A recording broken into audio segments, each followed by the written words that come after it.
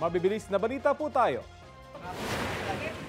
Inaresto ang isang lalaki sa Tondo, Maynila na wanted sa pagpatay sa isa pang lalaki noong 2023. Base sa investigasyon, nagkaalitan ng dalawa hanggang sa mauwi sa Bugbugan. Sa CCTV, makikitang pinalo ng akusado ang lalaki ng upuan hanggang sa matumba siya at mabagok. Namatay ang biktima kinabukasan.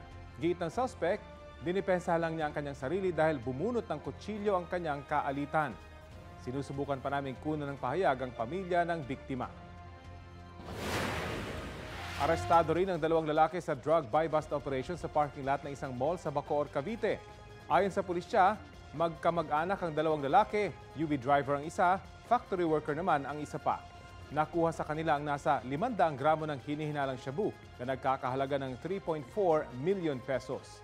Wala silang pahayag.